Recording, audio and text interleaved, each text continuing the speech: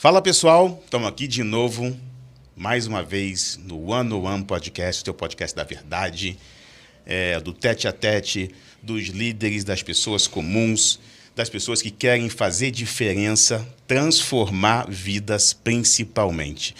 Estou aqui hoje com o Ronaldão de novo, nosso grande conselheiro, e o nosso grande convidado de hoje, Rafael Rolim de Moura, do Pinico, a bomba atômica. Você vai explicar isso pra gente. Pessoal, um grande irmão, uma pessoa incrível. Eu vou falar um pouquinho só, hein? Rafael, professor, biólogo, mestre, doutor, professor universitário, 2 universidades, né? Palestrante internacional, e ele vai falar mais e mais e mais aí, até algumas funções dele de hoje, que ele vai precisar contar para vocês. Tá bom? Rafa, tudo bom? Muito bem, tudo ótimo. Prazer estar contigo. Antes de tudo, seu presentinho do One on One. Olha, muito bem. Podcast. Vamos abrir aqui. Abra. Não sai uma cobra aqui. E já utilize... Né? O biólogo já acha que sai cobra, né, Ronaldo? Esquisito, né? Ele acha que tá lá no Pantanal com Zé Leôncio. Uma super caneca. Ah lá, ó. Isso aqui. Aí, já coloca a aguinha. Tudo bem. Faz o nosso merchan a partir de agora, a única caneca da sua vida, hein? Parabéns aí por ter nascido, viu? Rafa, de novo, prazer estar contigo aqui. Pô, você sabe quanto tempo aí de história nós temos, você vai falar sobre isso. E nos conte mais agora aí sobre você e para nossa audiência que quer te conhecer. Obviamente, quem não te conhece, muitos estão aqui, já sabem quem é o Rafael. O Rafael vai contar uma caminhada que nem vocês conhecem, ele sabe. Fala, Rafa. Tudo bem, então primeiro eu agradecer o convite de participar do podcast One on One. Dizer que momentos como esses são bacanas para a gente realmente trocar experiência, né? Nós somos feitos de uma eterna construção. Então, uma construção do dia a dia, uma construção que, feliz ou infelizmente, quando a gente já está bem de cabeça, já está bem edificado, a gente já passa um bom tempo da nossa vida, né? Mas essa construção ela faz com vivência, com experiência, com essa nossa curiosidade de aprender, de ouvir principalmente. Esse é um exercício interessante, né? A gente tem que praticar muito mais o exercício de ouvir do que falar. Até por termos, né, 2 ouvidos e uma boca. Deus então, assim falou, né? Ele nos fez assim. Isso. E quando o grande arquiteto, então, assim faz, nos forma com 2 orelhas e uma boca, nós temos que entender que principalmente agora nesse nosso momento na humanidade, nós temos que pensar muito mais em ouvir as pessoas, porque esse tempo que nós tivemos de pandemia, esse tempo de crise econômica brasileira e mundial é um tempo que as pessoas estão com sérios problemas, sejam eles financeiros, sejam eles emocionais, psicológicos. Então, nesse momento, a gente tem que resgatar um pouquinho da nossa proatividade do humanismo e tentar ajudar as pessoas, de tentar também nos ajudar, né? Ajudar quem está próximos a nós e, logicamente, utilizar tudo aquilo que nós já passamos pela nossa vida para poder melhorar a vida dos outros. Porra, bacana. E aí, Ronaldo? Com certeza. Dessa maneira mesmo que o Rafa comentou, né? Não tem outro jeito. Como a gente costuma brincar, né? Às vezes, assim, colega pra festa tem um monte, né? Mas na hora que o bicho pega, é aquele amigo que tá contigo lá atrás, né? Aplaudindo as suas conquistas e também te abraçando no momento mais difícil da vida de cada um de nós, né? E, assim, é uma questão de responsabilidade, uma questão de humanismo também, né? Então, acho que o que o Rafael falou é perfeito. Perfeita colocação, é isso mesmo. Todo mundo tinha que seguir isso aí. E Rafa, eu que já conheço um pouco, não, né? Muito da sua caminhada. Quantos anos são? Mais de 20. Olha, 2021 anos. 21 anos. Cara, meu Deus do Parabéns. céu. Essa monta assim por quê? Ler. Mas é algum movimento... Um movimento repetitivo, né? Lesão por esforço repetitivo. Cuidado. Essa Lívia não leva para os caminhos sombrios. Rafa, o pessoal quer saber como é que foi o início da sua caminhada Vamos puxar lá desde quando a gente se conheceu. Me diz aí, você hoje, qual é a sua grande paixão profissional? Ou quais são, né? A gente pode ter mais de uma, inclusive. Eu hoje me defino como um homem extremamente apaixonado por ideologia. Por entender que a ideologia é um caminho que nos diferencia dos outros habitantes desse planeta.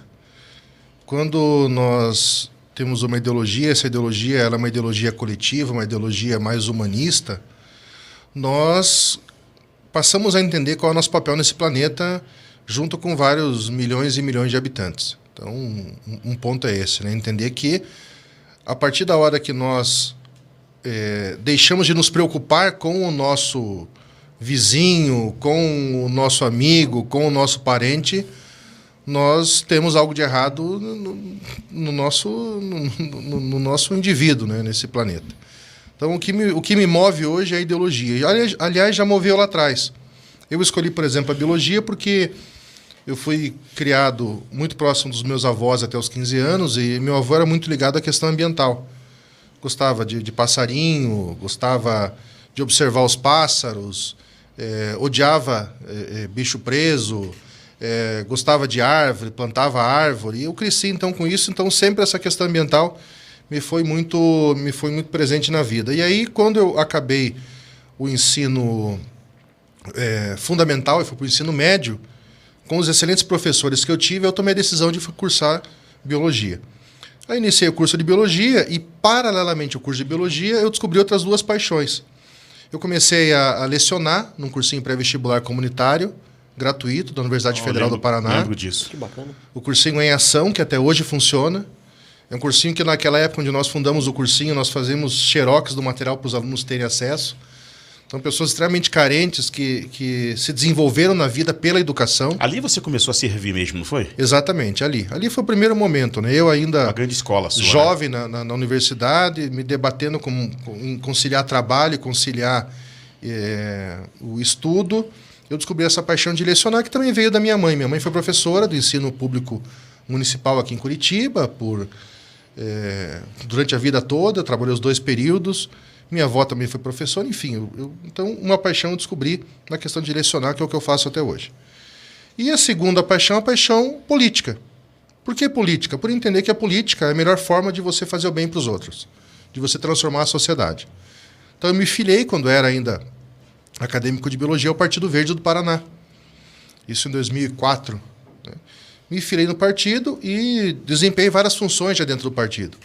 Desde ser o garoto responsável por abrir e fechar a sede, passar o café, a limpar o banheiro, a chacoalhar a bandeira nos eventos.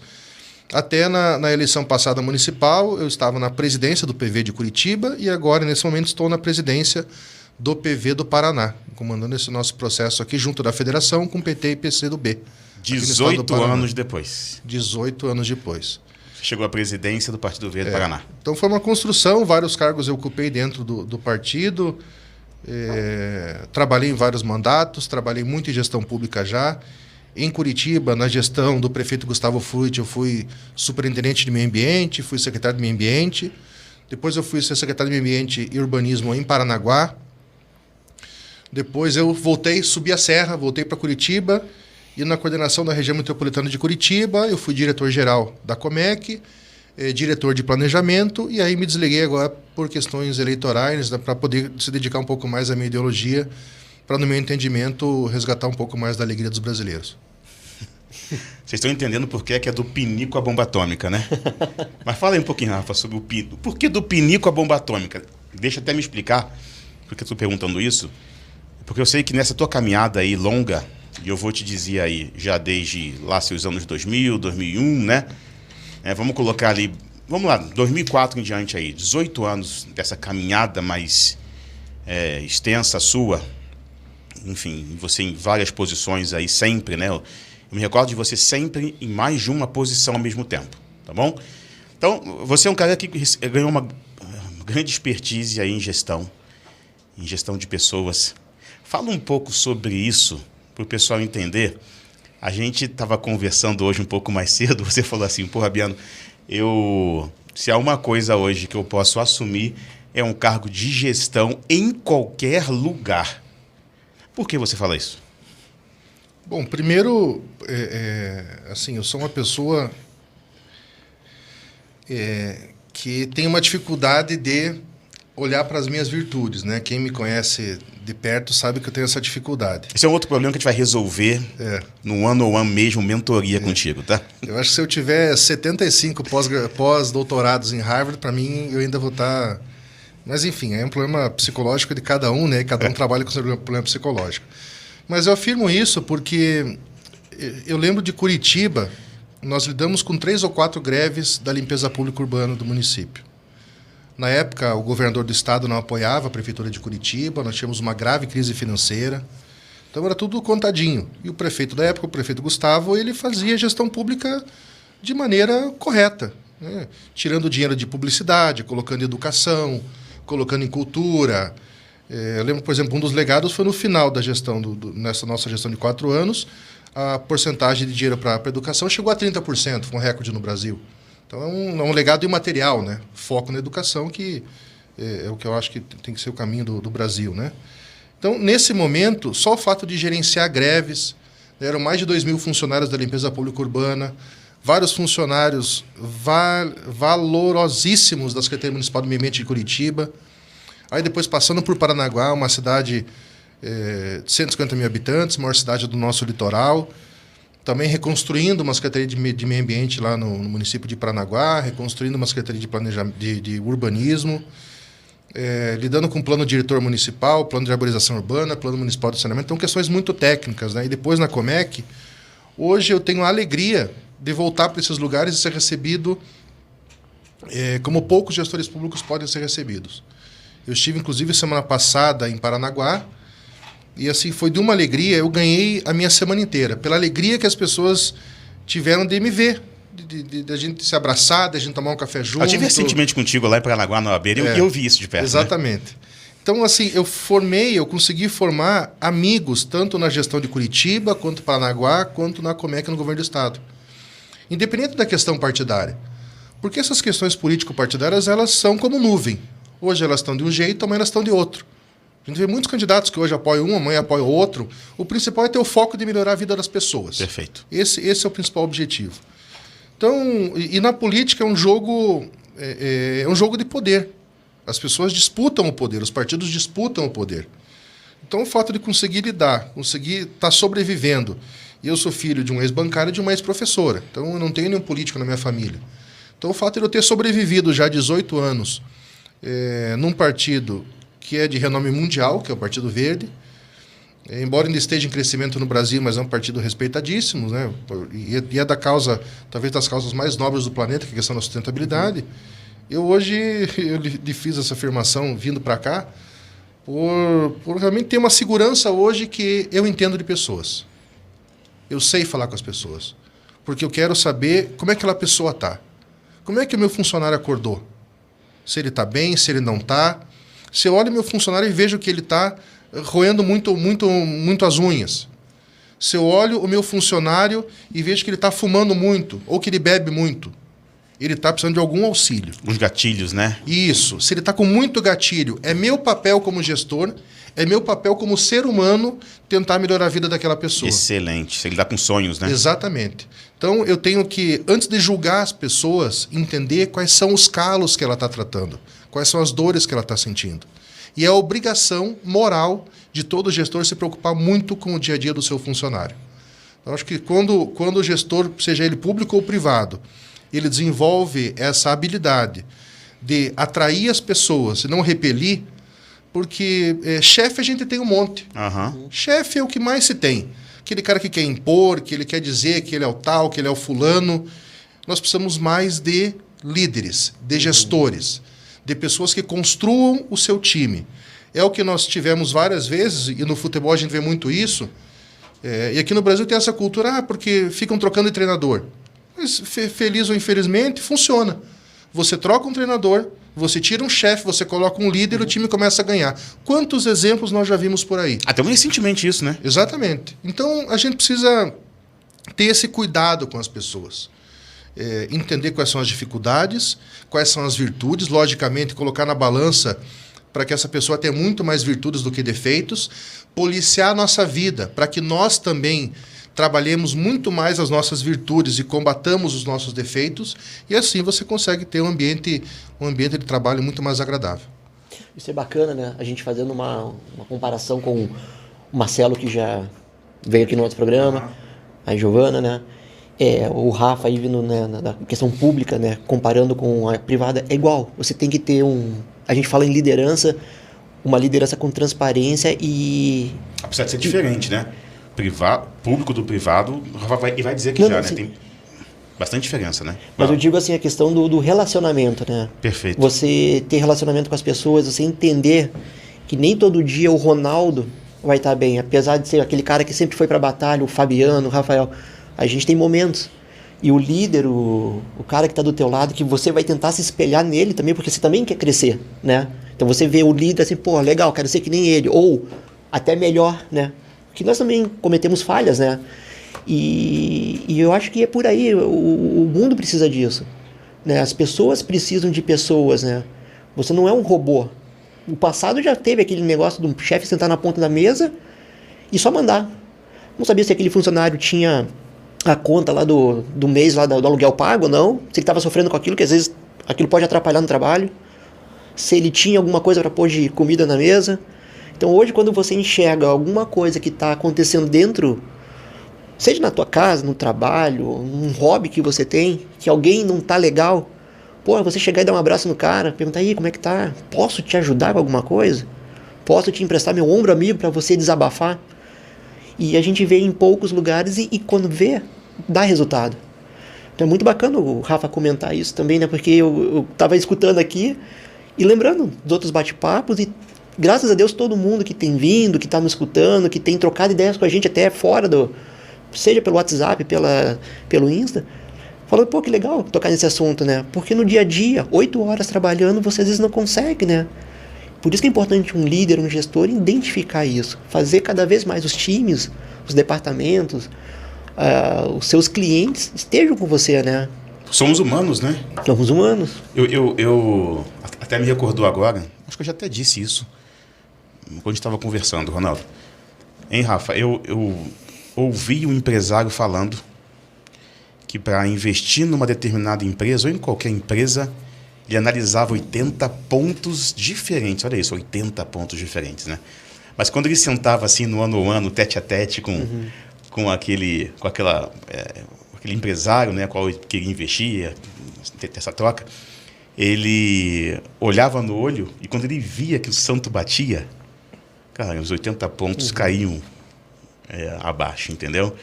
E é muito fato isso, né? Como é que vai ensinar para um robô o que é bater um santo? Não adianta, né? Você vai ter 80, é igual um currículo. Pô, hoje a gente envia um currículo, ele já é limado antes de chegar no ser humano. Hoje o robô olha aquele currículo e fala assim, não, esse não serve, e não deixa chegar até a outra ponta humana. Olha quanta gente maravilhosa, incrível se perde no caminho. Por falar em robô, nós somos vítimas nesse nosso planeta. E vítimas do quê? Mentiram pra gente na Revolução Industrial. Falaram que as máquinas iam trabalhar muito para que nós pudéssemos aproveitar mais a vida. Mentira. Nosso nível de trabalho não baixou. Depois mentiram, falando que os computadores iam trabalhar muito para o nosso nível de trabalho baixar. Eu já quebrei dando tapa, imagina. Hoje em dia a gente está 2 horas da manhã respondendo o chefe no WhatsApp. Ou seja, essa grande mentira que nos criaram acabou sobrecarregando todo mundo. E nós, às vezes, temos uma síndrome, eu não sei como é que chama isso, a psicologia deve explicar, de querer realmente saber de tudo, do pinico à bomba atômica. Boa. Então, o indivíduo hoje em rede social ele tem que ser especialista em tudo. Em política, em administração de empresa, em futebol, em medicina. Agora, na pandemia, então, o que tinha de imbecil dando palpite furado, o indivíduo não sabia diferenciar um analgésico de outro remédio e queria dar opinião sobre a Covid, sobre o vírus, sobre a conformação do vírus. Quer dizer, a pessoa tem que ter limite na vida, né? Não é porque a internet ela é pública que vai virar uma grande latrina, né? E virou uma latrina. Então a gente precisa cuidar disso. E além disso, entender que um dos grandes males hoje do nosso mundo, principalmente do nosso país, é a desigualdade social. Esses dias eu vi de um companheiro de campanha, ele falou o seguinte: olha, eu nunca vi na rua tanto carro importado novo. Tanto carro importado e carro novo na rua, muito carro, mas ao mesmo tempo eu nunca vi tanta gente morar nas ruas. Eu nunca vi tanta gente tendo que catar cavaco na rua para poder fazer o seu fogão ali em casa funcionar porque não tem dinheiro para comprar o gás. Então, essa questão brasileira de pouquíssimas pessoas terem muito dinheiro e muitas pessoas, a grande maioria da população, ter pouco dinheiro, isso também nos causa um trauma. Então, quando eu falo da política como ferramenta para mudar a vida das pessoas, é ferramenta para isso. Logicamente, tem gente ruim na política. Assim como em todo lugar tem gente ruim. A gente tem denúncia de maus profissionais em todas as áreas. Sempre. Sejam elas religiosas, sejam elas políticas, sempre tem o pilantra. O que nós temos que fazer é transbordar o mal com uma chuva de bem. Então nós precisamos transbordar o mal com uma chuva de bem. Trazer pessoas boas para o jogo, capacitar pessoas boas, buscar a educação das pessoas, libertar a população pela educação, fazer com que as pessoas saiam do seu nível de ignorância intelectual para que consigam compreender melhor o mundo e aí sim fazer parte da transformação. Então a gente precisa realmente trabalhar muito isso. Aí a gente consegue construir uma sociedade diferente. Uma sociedade que vai estar mais capaz para dar opinião. E não vai estar simplesmente feita uma biruta. Né? Passou um pouquinho o vento para cá, ela muda de lado. Mudou para o outro, muda de lado. Não tem um pouco mais de assertividade nas suas decisões. Né? Mas a gente tem esse gargalo no Brasil, principalmente. Você acha que é por essa questão aí do poder e do dinheiro? Fala um pouco, você tem super autoridade para poder falar sobre poder e dinheiro, porque você transitou e transita justamente nessa área aí faz muito tempo, né? Você como participante, você como líder. O que você tem para dizer para a gente sobre o poder versus dinheiro? Ou o poder com o dinheiro, ou o poder sem dinheiro, o dinheiro, enfim. Eu vou dar um exemplo aqui de um gargalo social. Nós temos em Curitiba, já desde a década de 80, muito renomada a questão da separação de lixo, separação de resíduos. Programa Separe, lixo que não é lixo, e assim vai. Na nossa gestão na Prefeitura de Curitiba, o prefeito Gustavo determinou que nós fizéssemos um credenciamento das cooperativas de catadores. O que é isso? Então, assim como eu pagava X reais para poder pegar o lixo comum e levar até o aterro sanitário, nós começamos a pagar X reais para levar o resíduo reciclável até a cooperativa de catadores. Por que esse tipo de política? Para eu poder empoderar, pagar pelo serviço ambiental prestado, um serviço valiosíssimo dos catadores, e ao mesmo tempo também fazer eles entenderem e começarem a gerir a sua cooperativa como se fosse, e como é, né, uma empresa. Então eu estou criando ali um instrumento de libertação social. O Estado vem, ele provém a estrutura e a pessoa se liberta, a estrutura se liberta. Então, a gente tem que trabalhar políticas públicas nesse sentido de libertação das pessoas, mas principalmente trabalhar, além dessa questão das políticas públicas, a questão da educação também no nosso país. E por que trabalhar a educação? Porque quanto mais instruído o povo, melhor vai ser a nossa sociedade. Mas essa instrução, ela não começa só na faculdade. A gente tem hoje uma série de cursos de graduação hoje que são de fácil acesso, valor financeiro baixíssimo. Sim. O que nós temos que pensar em trabalhar muito é a questão do ensino básico, do ensino fundamental. Eu tenho que fazer o aluno saber escrever uma boa redação, interpretar um texto, saber muito bem de matemática. Quer dizer, assim a gente forma uma sociedade. Deixa eu aproveitar isso. Bom, você dá aula em 2 universidades, né? Isso. Então você é professor de 2 universidades. Assim, o nosso bate-papo aqui é o da verdade mesmo. Os seus alunos hoje estão preparados? Você vê uma inserção, de fato, de alunos preparados ou nós temos, de fato, muitos problemas na base?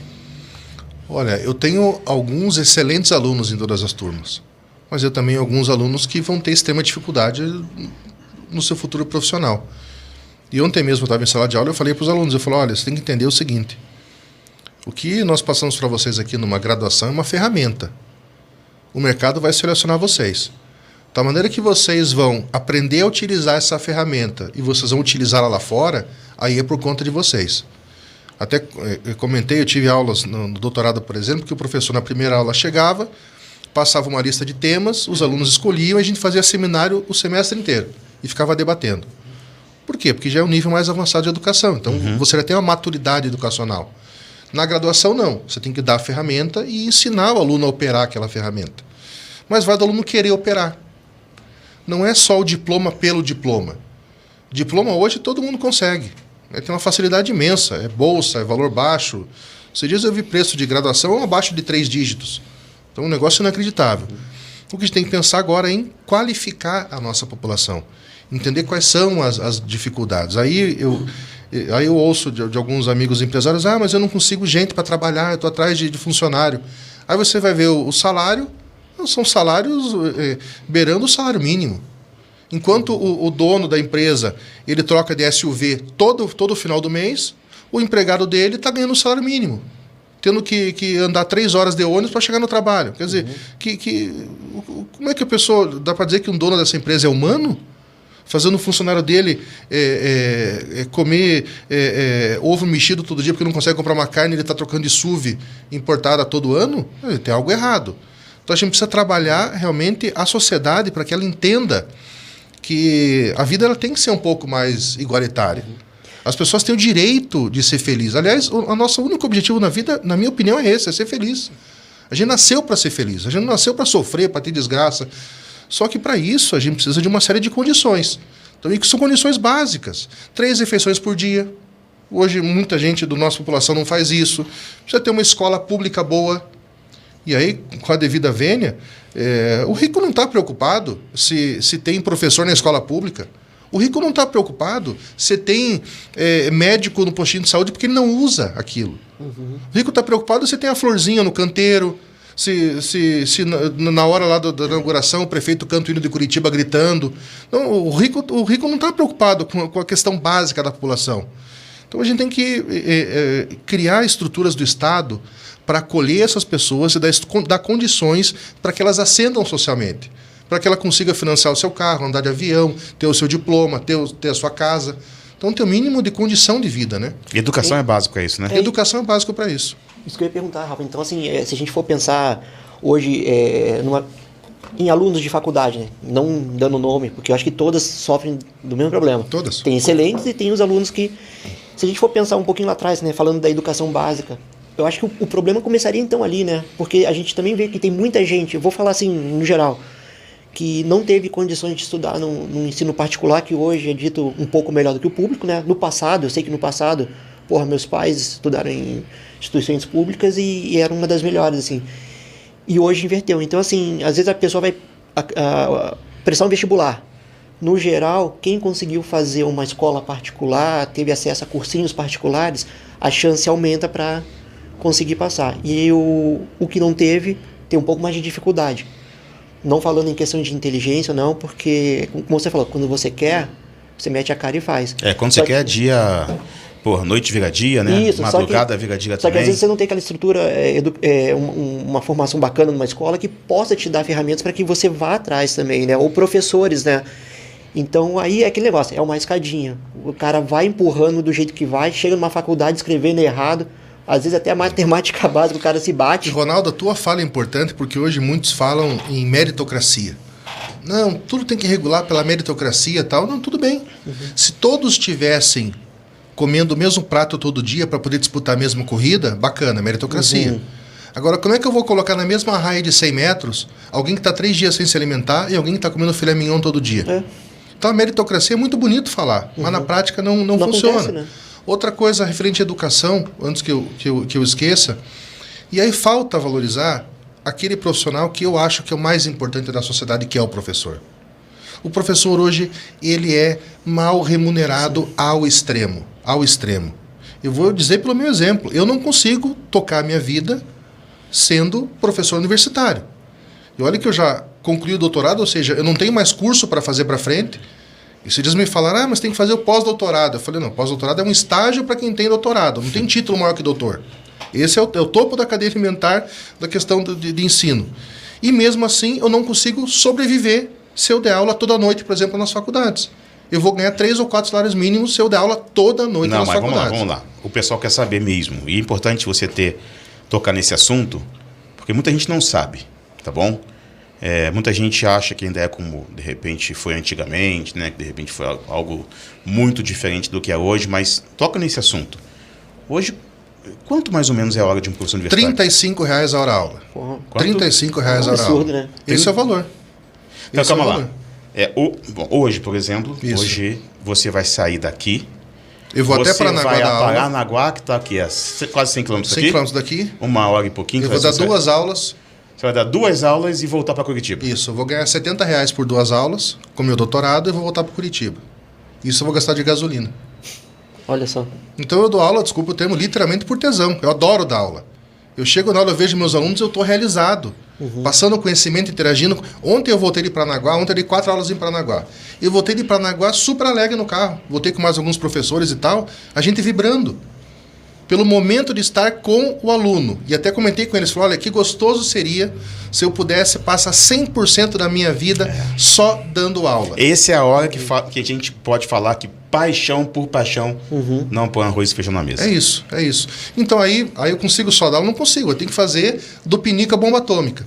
Até no ano passado eu fiz um exercício, quando eu estava lá na Comec ainda no estado, eu fiz uma listagem com o meu pessoal do RH. Eu sei que eu estava desenvolvendo ao mesmo tempo 12 atividades. 12.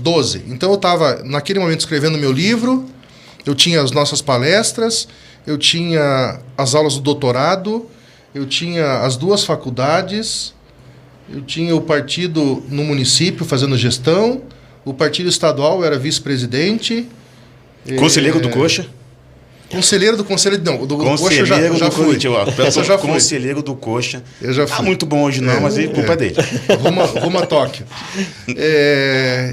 Conselheiro do Conselho Regional de Biologia. Sim. Né, da 7ª região aqui do Paraná.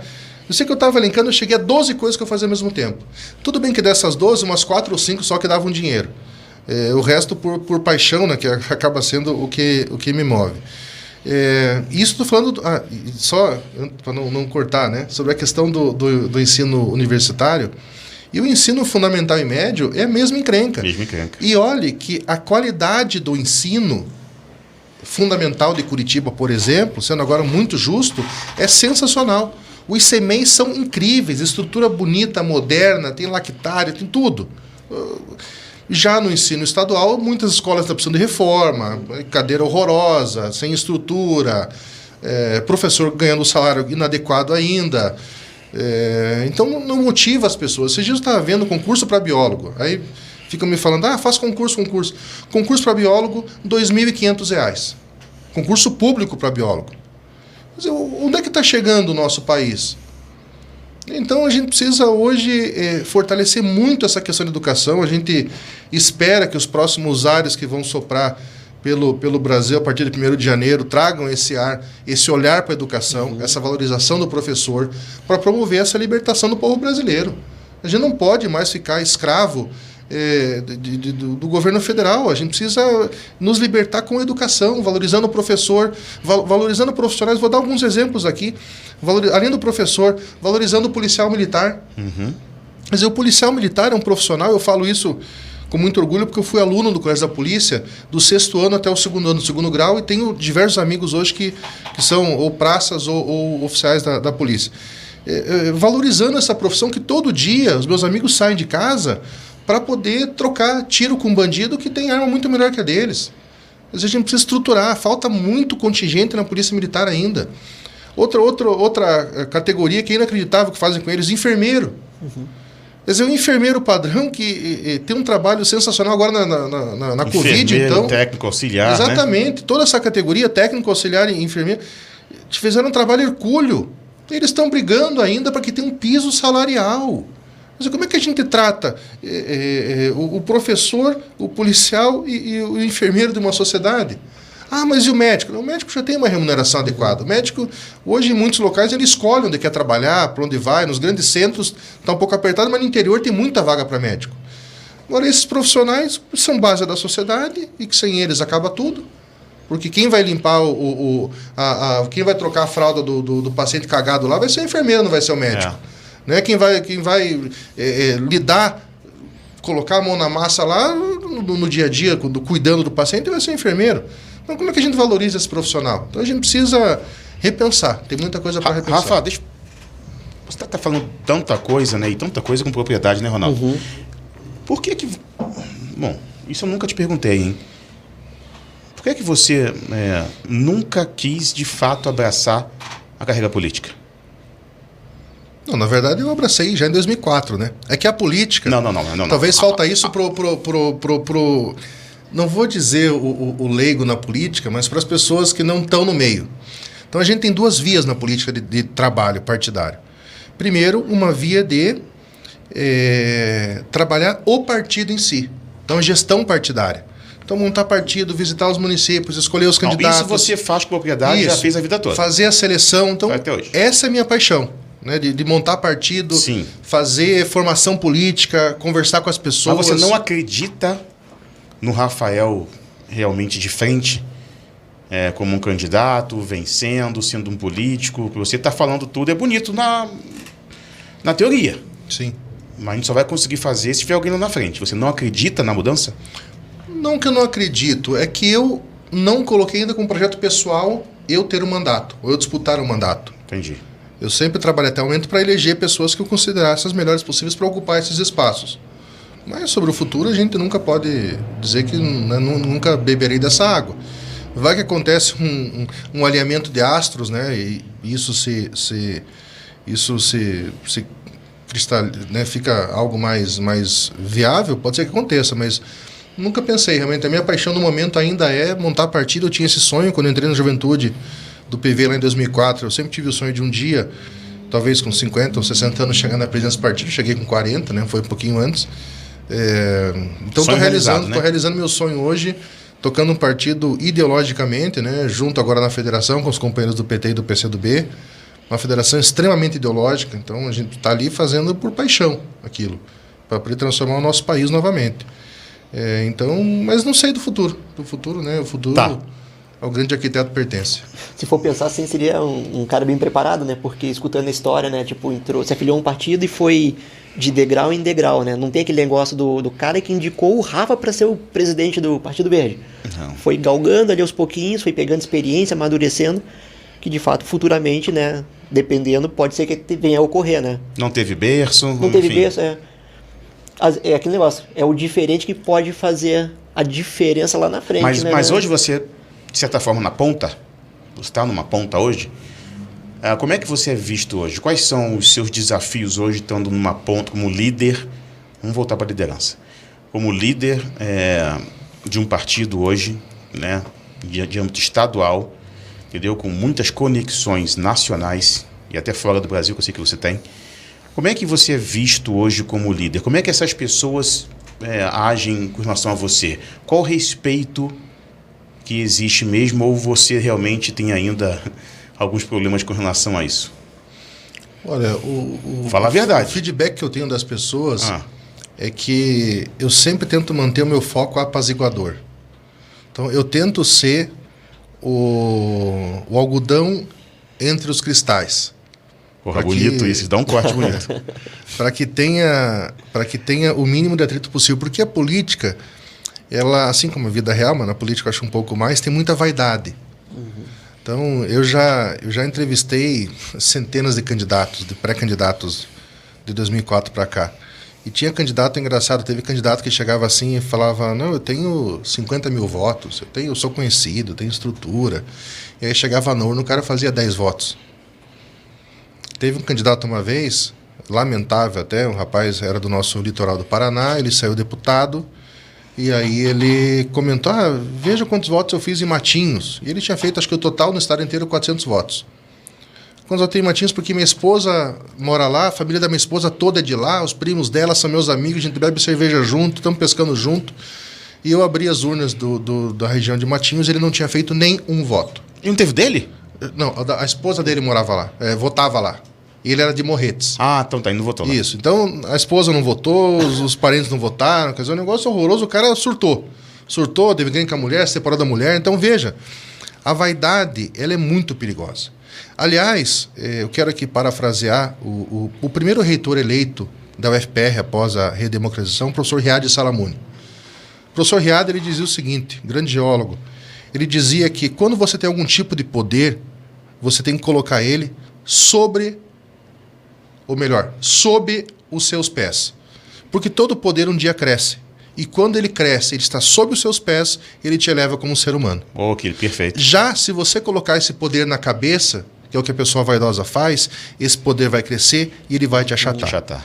Então a gente precisa sempre lembrar do professor Riad por esse ensinamento. Ele era geólogo, né? Então ele entende muito bem essa questão de peso, para cima, para baixo, assim vai.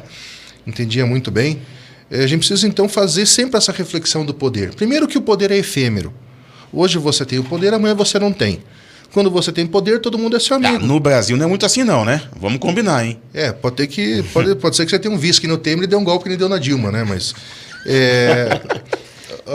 quando a gente está no poder, muita gente gosta da gente.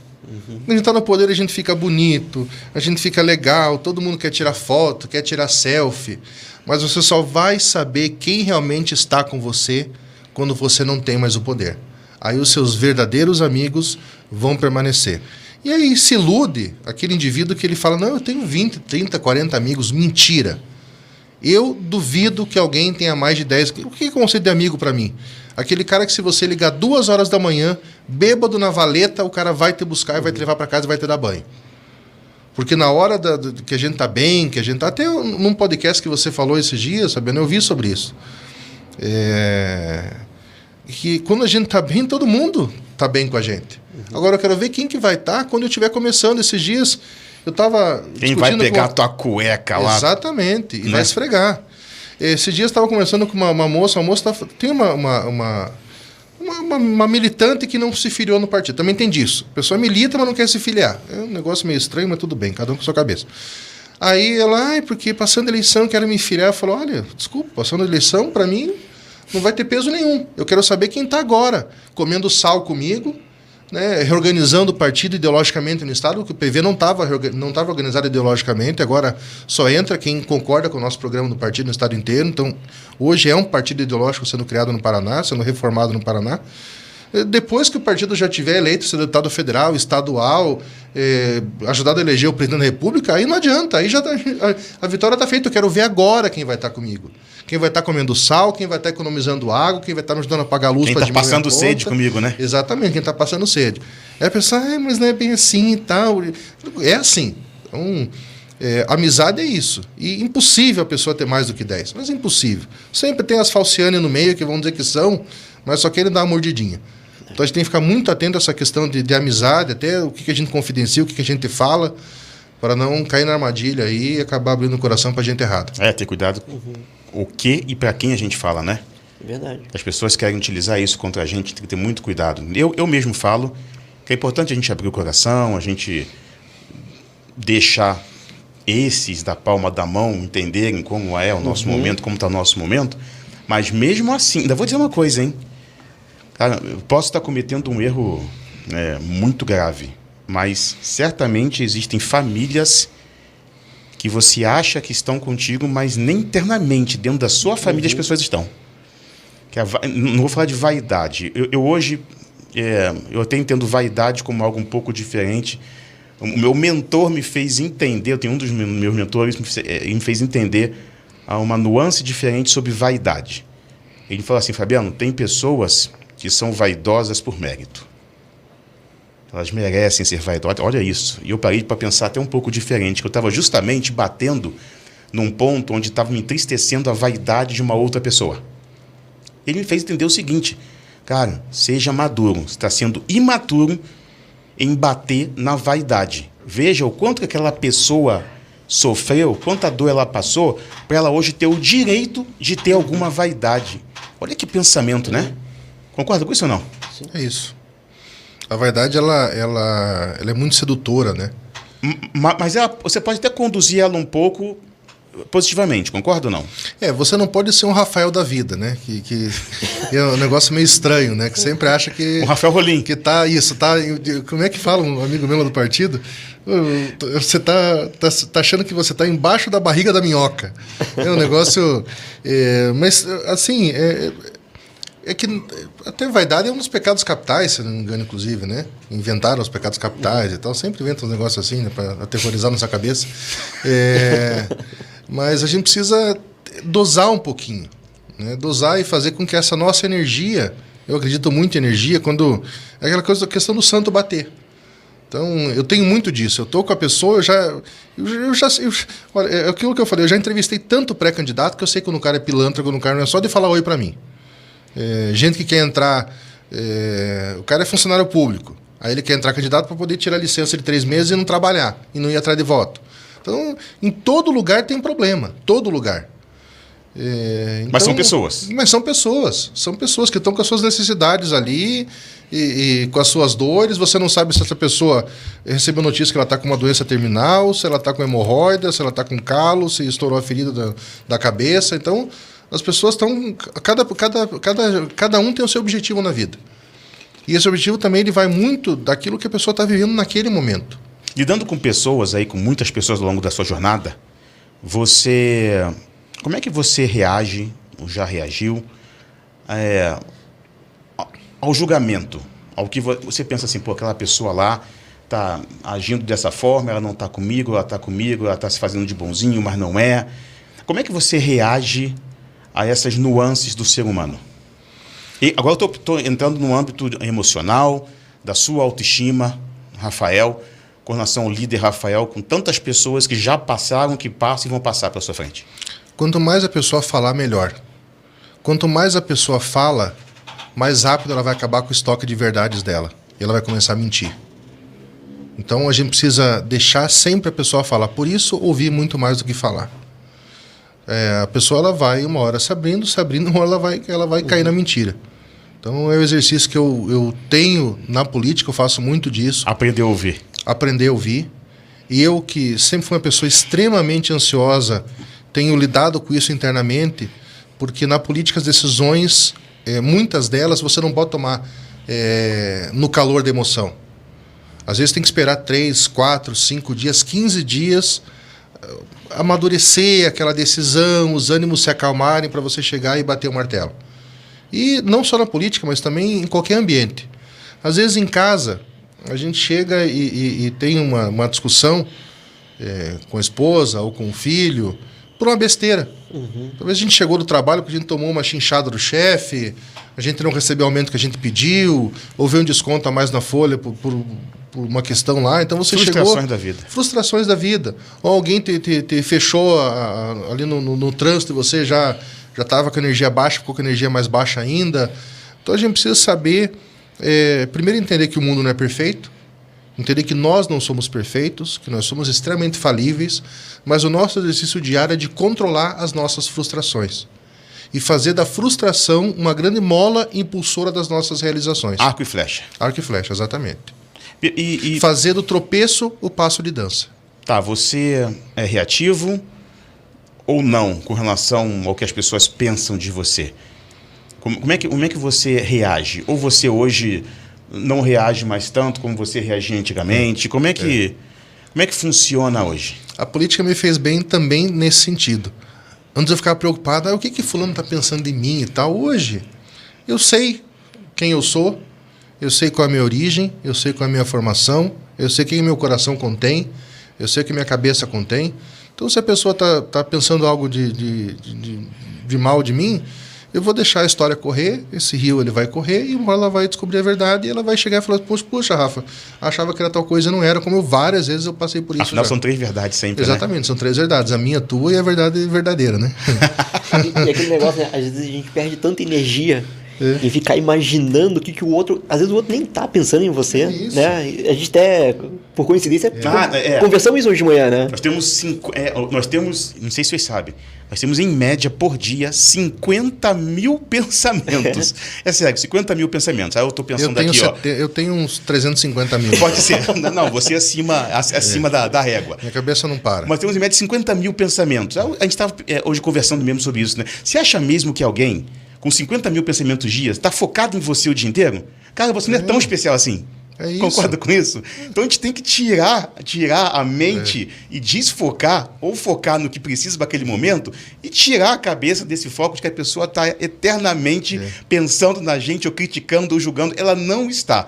A gente foi somente nós somos somente um dos 50 mil pensamentos daquela pessoa. E por que tem que ser exclusivo, né? E por que tem que ser exclusivo, e essa né? questão de exclusividade, né? A gente às vezes julga muito os outros pela nossa realidade, né? A minha esposa tinha uma tia-avó. Quando a gente fazia alguns passeios, passava numa casinha lá no meio do mato. E aí a tia Isaura falava assim, nossa, aí vive, né?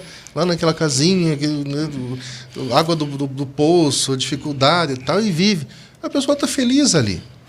Não é porque ela não tem a nossa, a realidade é que ela não é feliz. Então o negócio... Expectativas. É isso, é isso. Quais são as suas, né? As delas são diferentes. É isso. E o pior é que a gente acaba pré-julgando, né? É. E não deveria, né? Tipo... E aí, até caminhando um pouco mais essa seara, que é bem bacana esse papo nosso, sobre... Eu agora me veio somente, tá? Sobre prioridades, né? Eu, muitas vezes, fico pau da vida, fico chateado, fico nervoso, porque eu estou esperando algo de alguém e esse algo não vem. Não vem, não vem, não vem. Mas não é porque a pessoa está, de novo, né? 50 mil pensamentos. Porque ela está pensando em mim e ela está dando exclusividade ou priorizando o Fabiano. Eu preciso dessa priorização, mas numa boa. A gente sabe que não é. Então, quantas vezes a gente manda o WhatsApp ali, você está esperando uma resposta e não tem, tu fica pau da vida. Eu falei, meu Deus do céu, leu, não sei como é, porque o Rafael, por exemplo, tira o tiquezinho azul.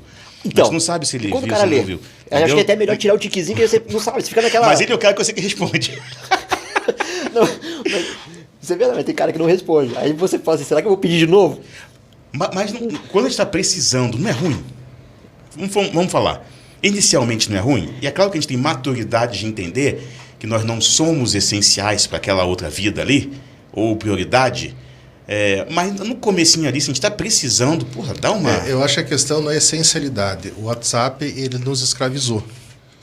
Porque eu até falo muito com a minha esposa. Eu falo, olha, se você quer falar com a tua mãe, ligue para ela, não mande WhatsApp.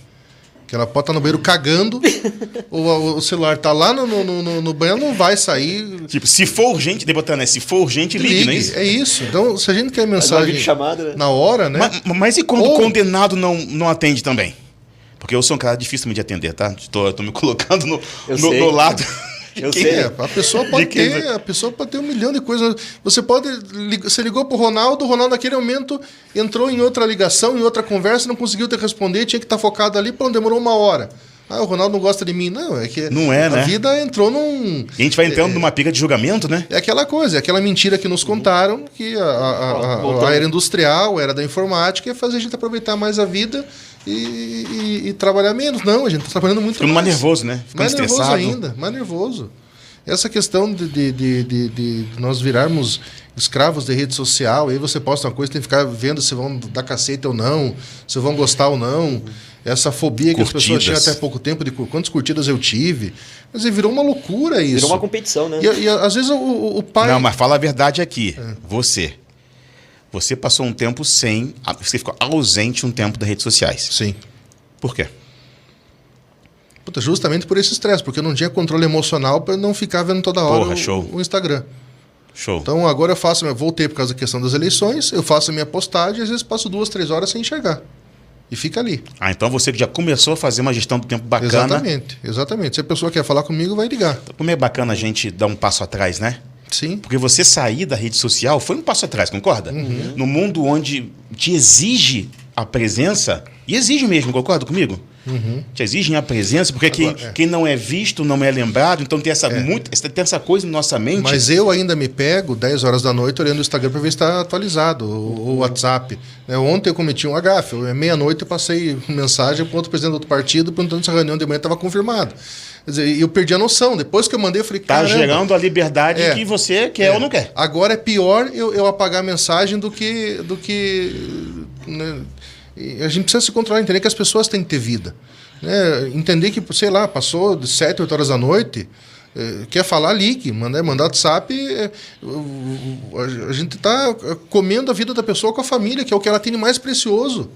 Às vezes o pai não lembra de dar um abraço no filho, de perguntar como é que foi a escola, de ver se tem leite na dispensa, e está preocupado em atualizar o Instagram, o WhatsApp, o Orkut, sei lá o que ele tem.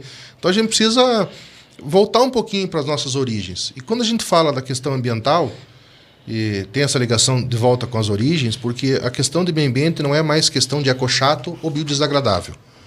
Hoje, tratar de meio ambiente é tratar da saúde pública. Veja a confusão que a Covid-19 nos gerou.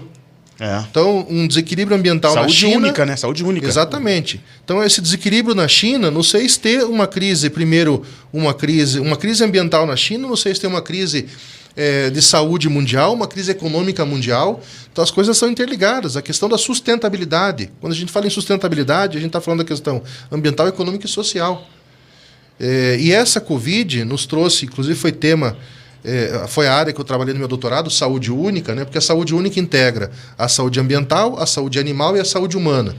Então, como é que essas saúdes interagem no nosso planeta e qual que é o bem-estar ou mal-estar que isso pode nos gerar? Então, a gente precisa voltar um pouquinho para as nossas origens, interagir com a natureza. Os japoneses têm o que eles chamam de banho verde, que é o contato com a natureza. Então, os médicos japoneses preconizam que as pessoas têm que ir para um parque, têm que ir para um jardim, para poder interagir com a natureza, colocar o pé no chão. Até a avó falava, né? É bom colocar o pé na grama para poder descarregar energia. Abraçar uma árvore. Eu adoro abraçar árvore, né? Abraçar árvore é um negócio... Não como o Serguei fazia, né? Mas abraçar árvore é um negócio espetacular. Então, a gente precisa resgatar um pouco esse nosso contato com o nosso planetinha. E parar um pouquinho de arrogância, né? O planeta sem o ser humano viveu muito bem. Aqui já teve dinossauro, tudo quanto é tipo, agora ser humano e tal. E quando a gente morrer, quando acabar, vier um meteorinho e acabar com a nossa vida, o planeta vai continuar. Já nós, sem um planeta em equilíbrio, a nossa saúde começa a perecer. É o que a gente tem vivido hoje, né? Então, outra coisa importante da gente pautar hoje aqui é esse nosso resgate dessa nossa ligação com o nosso planeta. Né? O que a gente faz hoje com o planeta e qual que é o retorno disso? A gente tem visto aí uma série de catástrofes ambientais, mudanças climáticas, né? 50 graus na Europa, 50 graus nos Estados Unidos. Ano passado faltando água na Grande Curitiba, porque a nossa matriz energética está muito baseada em água e não em energias como energia solar, energia eólica. Então a gente está numa grande crise também ambiental, a gente precisa combater isso. Deixa eu aproveitar isso aí, você já volta ao assunto, mas é uma pergunta para não esquecer. E é a dúvida de muita gente, tá? Tudo isso é verdade? Essas limitações ou essas possibilidades são reais ou elas são muito fictícias aí? Sobre o aquecimento global, por exemplo, mudança climática? Então, água, enfim... Tudo que a gente sabe que vai acontecer, mas que muita gente fala que isso não é real, isso é botar medo na gente. Nós temos filhos, fala, né? Os três aqui são pais, né? Eu assisti com a minha filha, Ana Rafaela, mas 50 vezes era do gelo. Então, um desenho bastante interessante, né? E os filhos massacram a nossa cabeça, fazendo ver 50 vezes mais o filme, né? Tinha aquele esquilinho que ficava atrás daquela noz. Tem um dos filmes que as geleiras estavam degelando. Então, aquilo é o retrato do que é a história geológica do planeta. Nós tivemos tempos de muito calor e de muito frio. Muito calor e muito frio, muito calor e muito frio. Hoje, o planeta está passando por uma transição para aquecimento, naturalmente. Então, o aquecimento global é um processo natural. Porém, a ação do homem no planeta tem acelerado gradativamente o aquecimento global. Então, embora seja um processo natural, isso com todas as provas científicas, só quem nega a vacina que diz que isso é errado, né? Mas todas as provas científicas dizem que o aquecimento global sendo um processo natural, nós também estamos conseguindo interagir com esse clima, acelerando esse processo de aquecimento global, de mudanças climáticas. Mas é que em tal lugar está fazendo muito mais frio do que antes. Então, como é que é aquecimento global? Porque a mudança climática envolve extremos climáticos. Sim. Ou muito calor ou muito frio. Essa amplitude, né? É o que a gente... quem mora em Curitiba, que é a nossa região aqui, está percebendo que o clima está muito maluco, né? Louco. Não se tem mais inverno como tinha antigamente. Exatamente, muito mais. Tinha em maio tinha o veranico de maio. Nem o que veranico. Aí tá fazendo muito frio em maio, junho fez muito frio. Agora, julho, a gente teve que andar de sunga, tipo o Oil Man na rua, de tão calor que tava. Então virou uma loucura esse negócio. O Oil Man sumiu, né, cara? Ele tá vivo? Ele é biólogo, inclusive. Você conhece ele? Biólogo, não conheço. Ele tá vivo, né? Ele tá sumiu, vivo, né? Tá vivo. Aquele protetor dele, né? Ajuda a viver, né? O protetor é vida. Use sempre o protetor solar, sunscreen. Então... É isso, a gente precisa cuidar um pouco mais da gente e da nossa casinha. A gente só tem essa casinha, tem essas loucuras aí de ficar dando voltinha no espaço e voltar, que isso é para milionário. Isso é para essa minoria do mundo que tem muito dinheiro e não tem onde colocar dinheiro e fica dando voltinha no espaço. Vamos morar em Marte, morar na Lua, isso é baboseira, não vamos ter dinheiro para isso. A gente não consegue Nem comprar uma casinha na praia ali, não consegue nada. Tá todo mundo usando Airbnb porque não consegue ter um imóvel. Então, a nossa realidade é muito diferente, né? Então, cuidar um pouquinho da nossa casa Não, também. tem lugares, tem países que você não consegue. É uma briga para você conseguir um imóvel, você comprar. Que não tem para onde mais crescer, né? Tem isso também, né?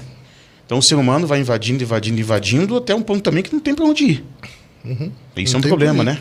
A sorte é que está tendo hoje um decréscimo no crescimento populacional planetário. Então, aquela curva de crescimento agudo, ela não está mais tão aguda. As pessoas estão diminuindo a sua prole. Era muito comum, a minha avó, mãe do meu pai, por exemplo, ela teve 5 filhos. Onde come um, não come dois, né? Exatamente. Ainda mais 5. Já a minha avó, pai de mãe, teve 2. Meu tio teve 3, foi mais abusadinho, né? 2 casamentos, fez depois mais uma. Então ficaram 3. Minha mãe teve 2, eu e meu irmão. Eu tive uma filha, meu irmão teve uma. Então as famílias estão diminuindo. Hoje é muito mais comum família, pai, mãe e um filho só. Então pensa na questão econômica e vai concentrando um pouco de recursos que tem para poder formar aquela criança com educação, que é o único investimento que a gente coloca, é um legado imaterial, né? Quando a gente consegue formar essa criança, seja ela qual profissão que ela vai ter, mas consegue dar muito boa educação para ela, a gente tem uma garantia de que vai ser um bom cidadão, né? Vai desenvolver um bom papel na sociedade. Mas é um processo contínuo, né? Rafa, quais são as suas ambições nessa vida? Quais são os seus próximos sonhos? Você acabou de falar que você já conquistou um até muito antes que você imaginava, né? Que é a presidência do partido e tudo. Mas, bom, eu sei que isso aí não é tua linha de chegada, né? E até porque eu sempre falo, né? Linha de chegada é pezinho esticado e paletó de madeira, né? Isso. Quais são os próximos passos do Rafael? Ser feliz. Vamos eu sei que é meio amplo, né? Porque as questões materiais eu já me resolvi. Eu moro numa casa confortável. Não, deixa de cortar. Você está querendo dizer que a felicidade está lá no fim da jornada? Não, é continuar curtindo a vida como eu estou curtindo hoje. Eu aprecio hoje sair de casa para ir para o meu trabalho, eu aprecio voltar e ver minha esposa e minha filha, eu aprecio dormir até tarde no domingo, eu aprecio ir ver o jogo do Coxa no Couto Pereira, eu aprecio ir caminhar num parque, eu aprecio fazer uma boa refeição. Ou seja, eu aprecio estar com meus amigos. São pequenos momentos que a gente precisa ser sempre grato. Isso, concorda? essa é a minha felicidade. Então, mais do que nunca, a felicidade está presente. Isso, presente. Está sempre, eu sou um todos cara os muito dias, feliz. a cada momento. Sim. Então, se a gente é grato, a gente é feliz. É isso. Então, a gente não pode esquecer disso. Muita gente coloca a felicidade no fim da jornada. Qual é o meu sonho? É ser feliz? Não pode ser. Não. Está no propósito. Eu tô feliz propósito hoje. é felicidade. Tô feliz então, hoje. lembre sempre disso, por favor. É isso. Perfeito. Concorda, Ronaldo? Concordo, claro. Perfeito. Para a gente caminhar agora para o fim, me fala sobre o Rafael com os seus sonhos, com os seus planos e aonde você de fato quer chegar além da felicidade, que você falou que a felicidade já entendeu que está na caminhada, né? Não está lá no fim, mas o Rafa quer conquistar o quê? Eu estou querendo mesmo te incomodar com relação a isso. O que o Rafael quer conquistar? O que você hoje coloca ali como um próximo objetivo seu? Que você coloca como meta lá, que você quer medir, que você quer falar assim, não, o próximo passo é esse, tem que chegar. Né? Você já colocou um aí. Quais são os próximos, cara? A gente precisa entender isso. Vamos lá. Entendi. É reflexivo isso, né? Reflexivo. Bom, meu passo profissional no momento... Não fala que é o Coxa ser campeão da Libertadores, que aí não adianta. É rumo a Tóquio. Não, a questão do Coxa é até importante abrir um parênteses, né? Eu tenho uma ligação emocional com o Curitiba. Meus avós eram coxas e me formaram coxa. Então, desde pequeno, eu sou coxa e cresci... E cresci com Curitiba na Série B, jogando com o Central de Caruaru, com todo respeito ao Central de Caruaru, Barra do Garça. Então, depois rebaixaram a gente para a Série C, num time fantástico, 89, que era para ter sido campeão mundial naquele tempo. Timaço, Tostão, Chicão, espetáculo. Gerson, nosso goleiraço. Então, hoje eu torço para o Curitiba por amor. Então, quando eu chego no Couto Pereira, eu sento no mesmo lugar que eu sentava com meu avô. Eu lembro dele já na chegada do estádio, eu sinto ele pertinho de mim, me emociona toda vez que eu entro no estádio, aí eu tomo minha cerveja, porque aguentar o Curitiba sóbrio não dá, é muito difícil. Tomo minha cerveja, paixão mesmo, hein? Fico admirando ali a torcida, e aí, né, espero uma jogada bonita, tem jogo que não sai nenhuma, reencontro alguns amigos, conto a piada, passa um tempo ali desligado do mundo normal. Ah, mas o Curitiba perdeu. Tudo bem, perdeu. Ah, mas o Curitiba vai cair. Tudo bem, caiu. Vale a experiência, né? Mas o Curitiba está na 18ª divisão. Tudo bem, eu sou coxa. Quer dizer, eu não tô, até brinco. As pessoas olham para mim e falam assim, rumo a Tóquio ainda, porque eu sempre brinco, né? Coxa, rumo a Tóquio, coxa, rumo a Tóquio. Porque é o meu time, é como o meu time do bairro Operário Pilarzinho, que é o bairro lá onde eu moro, né? O Pilarzinho. O Pilarzinho foi campeão na última suburbana, com um campeonato sensacional de Curitiba suburbana aqui, né? A gente nunca tinha sido campeão. Então é um time do bairro, um time acanhado, mas é um time bacana, a torcida é bonita, o povo é empolgado, o estádio é legal, é coisa do bairro. Você assiste jogo escorado aqui na grade, o negócio é o futebol raiz, né? E, então, a questão do coxa, eu já tirei o cavalinho da chuva, né? Eu quero ter saúde para ver o coxa jogar, não importa em qual divisão, onde for. Se for para jogar suburbana, vamos jogar também. Então, o coxa está resolvido na minha vida. Mas objetivos assim, eu quero estruturar muito bem a vida da minha filha, para que ela tenha menos dificuldades que eu tive na vida. Boa. Eu tive muito menos que os meus pais tiveram, e meus pais tiveram muito menos que meus avós tiveram. Meu pai, por exemplo, quando o pai dele faleceu, meu pai tinha 5 anos de idade, ele mais uma gêmea, minha avó, mãe solteira, tinha ficado viúva, com 5 filhos no colo, em Ponta Grossa, sendo despejada de uma pensão para toda semana porque não tinha dinheiro, então era despejo direto. A vida dos meus tios e do meu pai não foi nada fácil com a minha avó. Minha avó foi uma baita, uma guerreira, porque não tinha ninguém para dar amparo para ela. Então, eu sei que eu vou tornar a vida da minha filha muito mais estruturada que a minha. Então, esse é meu objetivo número 0. Objetivo número 1, continuar tendo o casamento saudabilíssimo que eu tenho. Eu tenho uma esposa que é sensacional, é fora para me aguentar só a Marta. Companheira, aguenta as minhas... Isso é verdade. Aguenta os meus defeitos, mas também valoriza muito as minhas virtudes. Já encaramos poucas e boas e momentos difíceis, inclusive financeiro no começo da carreira. Isso eu aí. fazia biologia, ela fazia enfermagem. Fiz parte junto, hein? E aí eu dei sorte, porque daí eu comecei a dar palestra junto com o Fabiano foi meu primeiro chefe. E ali a gente começou já a ter um dinheirinho. Chefe não, jamais. Líder espiritual. Ali a gente começou já a ter nosso dinheirinho, poder pedir uma pizza por semana, aí que eu engordei. Legal. Começou a pedir uma pizza por semana, poder comprar danoninho no mercado. Então, aquele sonho de gente que tinha dificuldade para ter um danoninho em casa. Eu lembro que até eu ir morar com a Marta, eu tinha ido uma vez só no McDonald's. Em toda a minha vida. Caramba, cara. Porque, né, o pai bancário, não banqueiro, e a mãe professora, é sempre tudo muito apertadinho. Uhum. E eu, inclusive, estudei em escola particular porque eu tinha bolsa. E o resto, meu avô e minha avó pagavam com a dificuldade da bolsa, aquela confusão toda. Então, eu sei que para minha filha vai ter um legado melhor. E o segundo, então, manter o casamento saudável que eu tenho. O terceiro item, logicamente, cultivar as minhas amizades, porque eu sei que são eles que vão me carregar e me carregam em todas as dificuldades. Eu não consigo elencar... em uma mão eu consigo, talvez uma mão e meia dos meus amigos de verdade. Amigo e irmão, talvez meia mão. Então, eu sou muito criterioso nisso, né? Inclusive até das minhas questões pessoais, de confissões. Pouquíssimas pessoas sabem das minhas amarguras, né? Uma coisa mais palpável, assim, eu queria conhecer mais o nosso Brasil. Legal. Às vezes as pessoas falam assim, mas eu quero conhecer Portugal. Não, eu quero conhecer a Amazônia. Pô, mas é uma questão de tempo, sabia? Mas primeiro, eu tenho prioridades. Então eu tinha um desejo de conhecer São Borja, que era a terra do meu avô, onde meu avô nasceu, terra das Missões. Lindíssimo, lá fui. Eu tinha um desejo de conhecer o Rio São Francisco, conheci.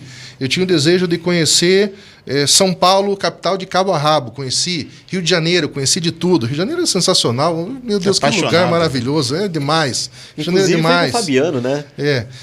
Foz do Iguaçu, na Ilha do Mel. Na Ilha do Mel, inclusive, eu falo que eu sou um pouco paranaguara. Ilha do Mel é de Paranaguá. Sim. Eu fui fabricado na Ilha do Mel e fui fabricar minha filha na Ilha do Mel. Então, eu tenho... Seguindo a história, risca. Eu tenho uma queda ali por Paranaguá, né, que é a cidade-mãe de todos os paranaenses, e é minha segunda cidade. Santa Catarina... Enfim, tudo que tem de mais perto eu já conheci. Eu já realizei sonho. Mas eu quero conhecer o Pantanal, eu quero conhecer Manaus, eu quero conhecer Belém, eu quero comer lá o pato no tucupi, no tacacá, aquelas coisas todas. Então faça. Então, essas são essas metas mais... E depois, logicamente, minha família, os Olim de Moura vieram de Portugal, quero conhecer Portugal, quero andar de carro por lá. Tá. Mas eu tenho essas coisas mais modestas. Porque a questão de casa já conquistei, carro já conquistei, a minha formação acadêmica já conquistei, tenho a minha família sensacional, tenho meus amigos. Ou seja, falta o quê? Falta viver, né? Falta viver, preciso viver, preciso ter tempo mais de vida. Eu não sei se vocês sabem. Sabe qual é um dos sonhos? Qual foi um dos sonhos do Ayrton Senna? Qual era um dos sonhos dele? Ir pra Disney, né? Ir pra Disney. Ele não Morreu sem realizou. realizar. O cara tinha dinheiro, fama, mas ele, infelizmente, não conquistou porque ele não se permitiu. Ele era hiper focado profissionalmente, ele entrava debaixo do carro com o mecânico para poder fazer algo que não tinha que fazer, mas ele não conquistou ir à Disney e morreu. Então, olha o exemplo que a gente tem, e aí serve para você, de que a gente precisa parar um pouco e viver. Porque até então, me parece que a gente está sobrevivendo. É isso. Teria que conciliar, né? Tipo, você ter o teu trabalho, teu dia a dia, mas ter também a felicidade de poder viver, né, momentos. A pandemia você falou, nos ensinou família, um monte. viagem, né? Até porque passa muito rápido. Eu tenho uma foto. Você ontem era um piá, batendo na porta lá, entendeu? Discutindo com... Esse dia, eu tenho uma carteira em casa que organiza meus principais documentos. E nessa carteira eu tenho uma foto da Juju, do primeiro aniversário lá no Rio de Janeiro. Juju tá com 19 hoje? Fazer 19. E aí eu vejo hoje a Júlia com 19 anos, já namorando lá um caboclo e tal, eu fico pensando, meu Deus do céu, como a vida passa rápido.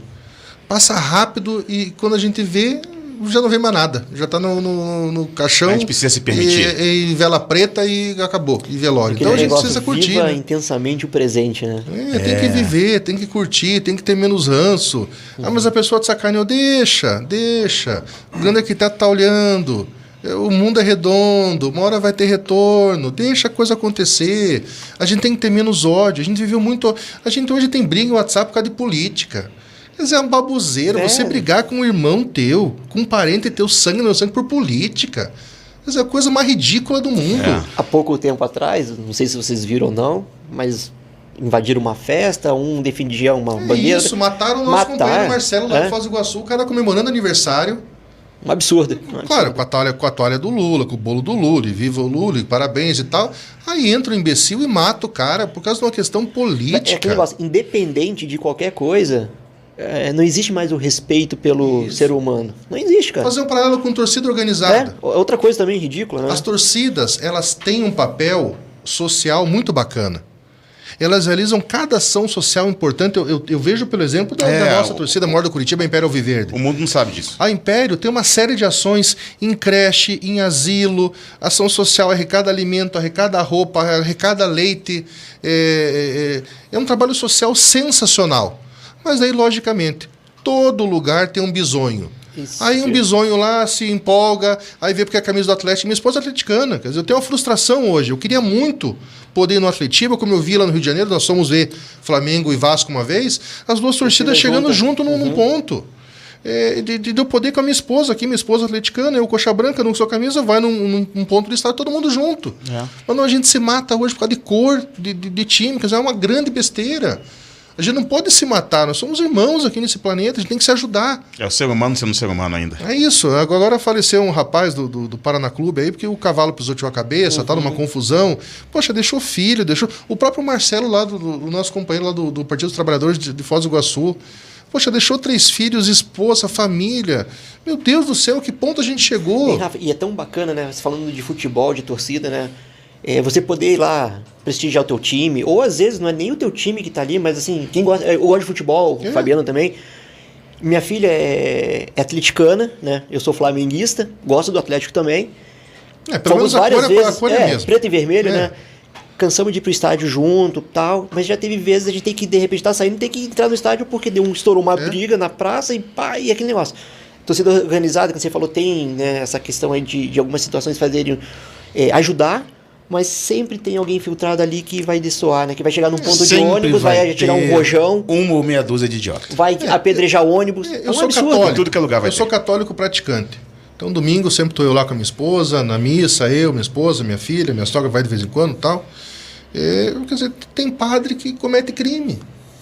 Vejam, uma pessoa, né, abençoada, que está ali e tal. Então, todo lugar vai ter um bisonho. Vai ter um bisonho. Agora, que a gente tem que entender primeiro que os bisonhos não são maioria. Por isso que eu falo de transbordar, né, de encher o mal com bem, com chuva de bem, para poder ir sufocando a maldade, ela cada vez tem menos força, né? Então, valorizar as coisas boas, né? Sim. Aí, ao mesmo tempo que tem padre que faz besteira, aí tem um padre lá, o padre Parron, que está fazendo um trabalho sensacional na Vila das Torres. A questão da educação, a questão da alimentação, a questão da saúde. Então, vejam que exemplo maravilhoso que esse padre realiza lá na Vila das Torres. Então, nós temos que valorizar isso. Valorizar as ações positivas, valorizar as virtudes, né? E criar, ao mesmo tempo que a gente valoriza as virtudes, criar masmorra para os vícios. Então, esse é um fator importante que a gente tem que trabalhar. É valorizar as virtudes, né? E fazer com que as virtudes elas sejam contagiantes, sejam contagiosas. Então eu encosto no Ronaldo, encosto no Fabiano, e a gente vai contagiando e encosta mais em pessoas, vai contagiando e o mundo vai... Ah, mas o negócio é meio poliana, meio, né, o mundo vai mudar, mas a minha parte eu estou fazendo. Se você não faz, se você é um mal acabado, você continua não fazendo, mas eu vou fazer a minha parte. Eu não vou desistir. Enquanto eu tiver vida pulsando, tiver sangue pulsando aqui, eu tiver o coração estiver batendo, eu vou trabalhar para fazer o bem.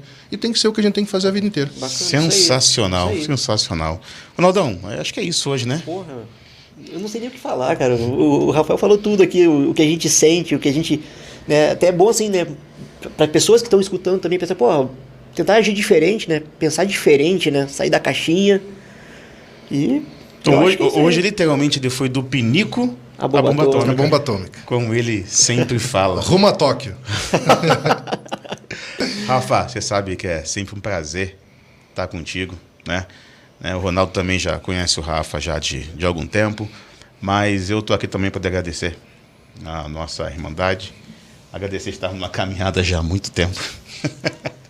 E obrigado por hoje, obrigado por nos fazer aprender tanto hoje, né? Eu sei que você tem um livro, qual é o nome do livro mesmo? Gestão Socioambiental de Resíduos Sólidos, estudo de caso sobre Curitiba, editora Apres. Então, quem tiver interesse, www.apres.com.br, e aí lá no search procura lá Rafael Rolim de Moura, Rafael com PH, e aí vai encontrar o meu livro lá. Um livro incrível que eu já li de cabo a rabo, recebi, né, muito honrosamente do Rafa, e daqui a pouco vai vir mais um aí, né? Vem mais. Eu escrevi agora na pandemia umas 200 poesias, então quando eu tô meio quando as coisas não estão muito certas na cabeça, eu vou escrever. Eu pego a caneta, vou escrevendo. Ou seja, tem assunto todo dia. Exatamente. Porra, que bacana, cara. Muito bom. Rafa, gratidão por hoje. Você está convidado a estar aqui sempre conosco aqui, sempre que você quiser. Aqui é um espaço justamente para a gente relaxar, não é isso? Não? Relaxar, ficar tranquilo, né? Beber um café, não sei o que tem aí dentro mesmo de verdade. Aqui também o negócio está esquisito. Aqui é Campari. Só ele é assim. Fica a dica, Rafa. Só ele é assim. E, pessoal, chegando ao fim de mais um One One Podcast, agradecendo a todos vocês aqui a audiência. E não esqueçam não, tá? Se inscreva no nosso canal lá no YouTube. O nosso YouTube está no link da bio lá do Instagram, One One Podcast. E se inscreva, dá aquela curtida lá. Rafa, alunos do Rafael das duas faculdades, tá? Rafael prometeu um aumento na média para todo mundo que se inscrever curtir. Valendo! Tem que bater foto, tem que printar e mandar pro Rafael, que vai repostar de todo mundo. Que bárbaro. É isso mesmo, não? Que missão, hein? Oremos. Gente, esse é o One podcast da verdade. A gente fala sério, a gente também distrai. Afinal, essa vida merece ser levada, na verdade, viver e não sobreviver. Estamos aqui para poder transformar vidas e, acima de tudo, curtir um pouquinho que a gente merece. Obrigado a todo mundo. Ronaldão, obrigado. Rafa, sempre junto. Valeu, Rafa. Valeu mesmo. Léo, obrigado de novo. Valeu, Léo. E, galera, não se esqueçam. Como é que é, Ronaldão? Demais. Manda aí, Rafa. Mr. M. Manda demais, Rafa. Manda demais. Demais. Pessoal, obrigado, hein? E vamos junto, hein? Vamos junto ou não vamos? Vamos junto. Sempre, Ronaldão? Sempre. Pra cima deles, Verdão. Valeu, pessoal. Não esquece isso, é Mengão na cabeça. Valeu, pessoal.